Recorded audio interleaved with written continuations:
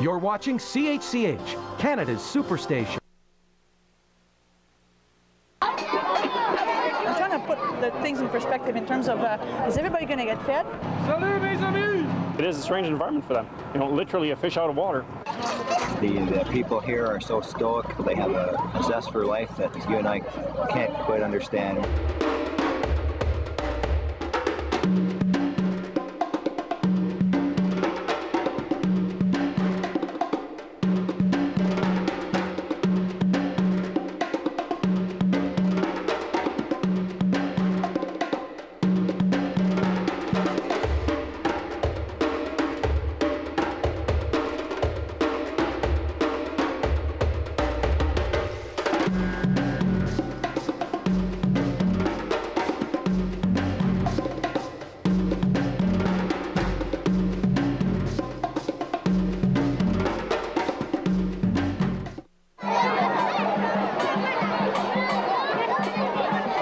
Arranged approximately by height and age, hundreds of hungry children wait patiently for their only meal of the day at the Pinchonnet Displaced Persons Camp in Jacmel. Carrying recycled plastic containers, metal bowls, anything they can use to hold their food, they patiently stand behind a thin rope line under a warm sun, waiting to eat. I'm trying to put the things in perspective in terms of the size of the crowd and the food that they have. I mean, is everybody going to get fed?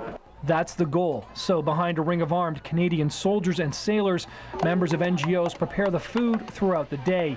It's a standard Haitian meal of beans and rice, but it's prepared under challenging conditions.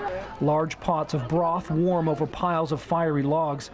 As the steam rises from the food, the air is filled with its aroma, leading more and more of the camp's hungry residents to line up early, as the smell of food has a powerful allure right now. When the children are finally allowed in, they have to walk across a muddy area before their bowl can be filled. Some try to avoid it, but when your only meal of the day is within reach, the concept of keeping clean is quickly overcome by hunger. When you consider what's going on here and what's happening in this camp, it's a pretty jubilant atmosphere right now. Now, it could be the fact that this meal, these rice and beans that they're serving up right now, this is for everybody in this camp, the only meal provided each day. One by one, escorted by local Boy Scouts and Girl Guides, the children get their food. Scoops of the hot meal are put into their containers.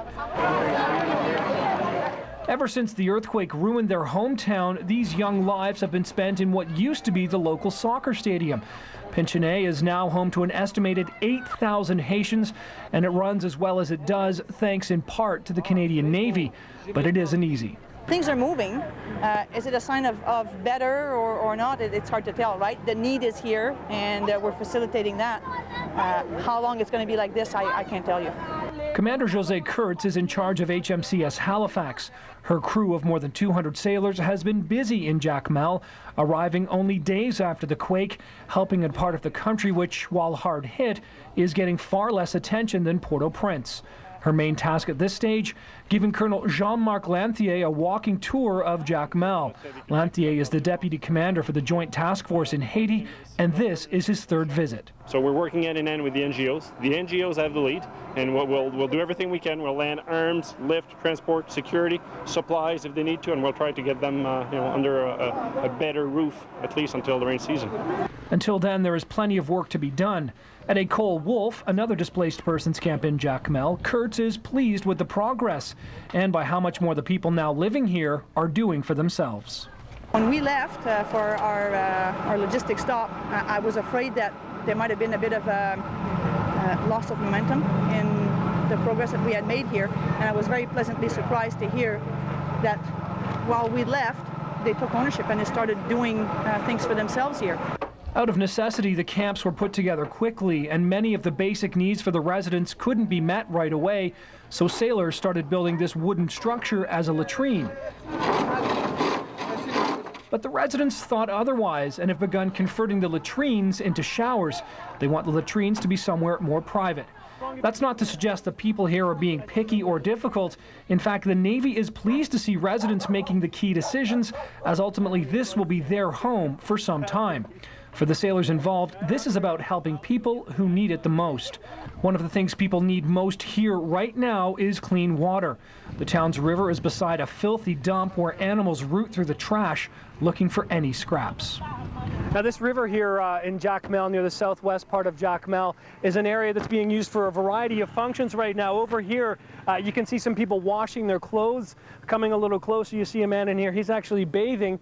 And then over my shoulder here, a guy is just behind his truck here. He's been using it as a car wash. Also, just keep in mind, this is where people were getting their water the first couple of days after the earthquake. That makes this structure so important. When it's finished, it'll be the base of a massive water bladder for the locals, and the majority of the work on it has been done and managed by the Canadian Navy. What we've done today is half of us we've gone to the riverbank, and we got a UN truck that's just making runs back and forth. We're emptying the into the back of the truck. Here he is here.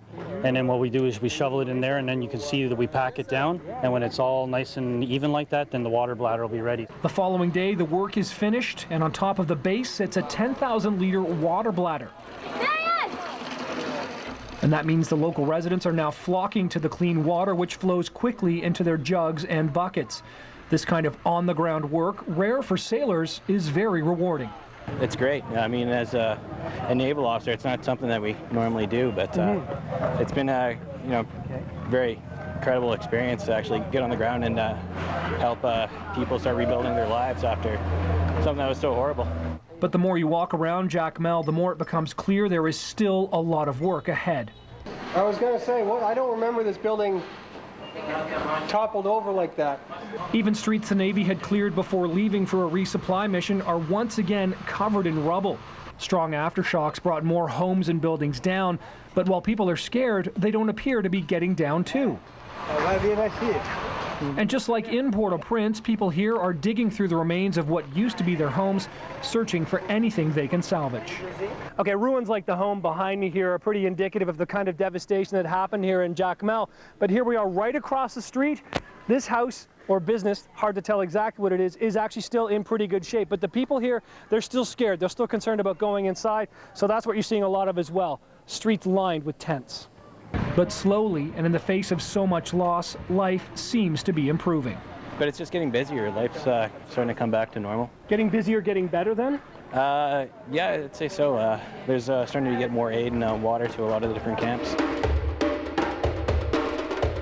When Hope for Haiti continues, how these soldiers and sailors arrived in Jacmel and how their mission made history.